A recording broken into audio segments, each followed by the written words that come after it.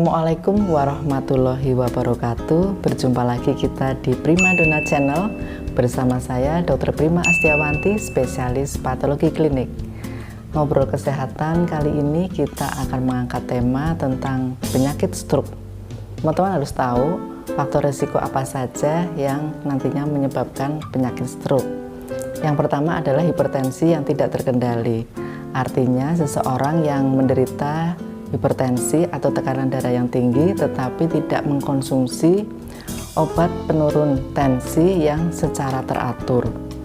Yang kedua adalah seorang yang mempunyai kadar kolesterol yang tinggi. Ketiga, penderita diabetes mellitus. Yang keempat, gangguan penyakit jantung. Yang kelima adalah obesitas atau kelebihan berat badan. Kemudian untuk gaya hidup, yang pertama adalah kebiasaan merokok, yang kedua kebiasaan konsumsi minum alkohol, yang ketiga kurangnya aktivitas fisik atau kurangnya olahraga, dan selanjutnya adalah kebiasaan konsumsi junk food atau fast food, serta yang terakhir adalah usia lanjut. Ada beberapa penyebab dari penyakit stroke, yaitu gangguan aliran darah yang menuju ke otak. Gangguan aliran darah yang menuju ke otak ini biasanya disebabkan karena adanya plak yang menempel pada jaringan endotel pada pembuluh darah yang menuju ke otak. Sehingga aliran darah yang menuju ke otak akan berkurang dan jaringan di otak akan mati. Padahal fungsi darah yang menuju ke otak adalah mengangkut oksigen dan nutrisi makanan untuk jaringan otak. Gangguan aliran darah yang kedua adalah disebabkan karena pecahnya pembuluh darah, biasanya karena hipertensi yang tidak terkendali dan rapuhnya atau lemahnya pembuluh darah yang menuju ke otak. Kemudian teman-teman harus tahu apa saja tanda dan gejala penyakit stroke. Setiap orang akan berbeda-beda atau bervariasi, tergantung dari daerah bagian otak sebelah mana yang terkena. Gejala dan tanda stroke ini datangnya akan tiba-tiba atau mendadak. Apa saja tanda dan gejala penyakit stroke tersebut? Yaitu yang pertama adalah tiba-tiba nyeri kepala yang sering dan tanpa sebab. Kemudian yang kedua, hilangnya keseimbangan jadi seperti ingin jatuh. Kemudian adanya gangguan penglihatan, tiba-tiba pada saat melihat kabur atau melihat benda itu ganda. Lalu gejala lainnya adalah pada saat berbicara kacau atau cedal atau bahkan tidak bisa berbicara.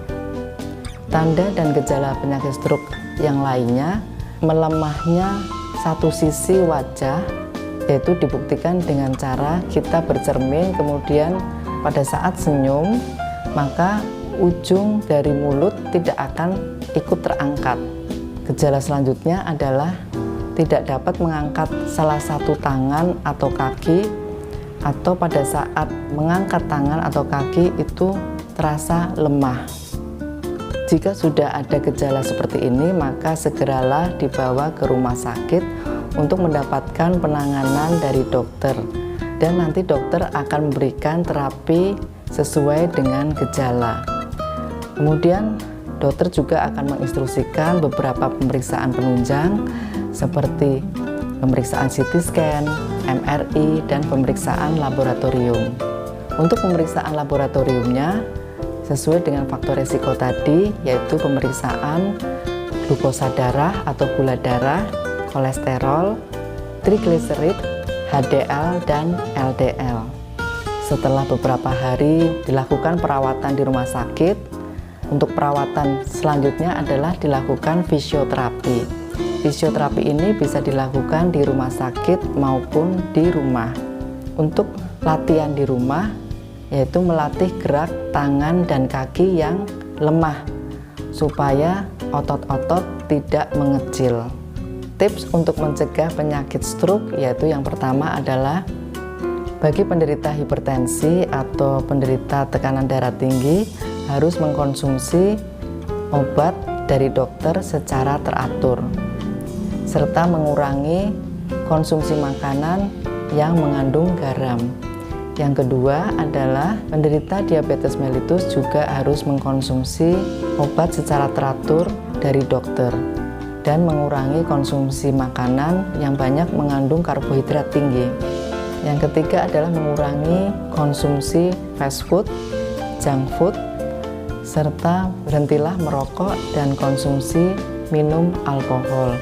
Yang terakhir yaitu olahraga yang teratur. Demikian ngobrol kesehatan kali ini tentang penyakit stroke, gejala dan tanda-tanda stroke. Mudah-mudahan bermanfaat untuk teman-teman sekalian.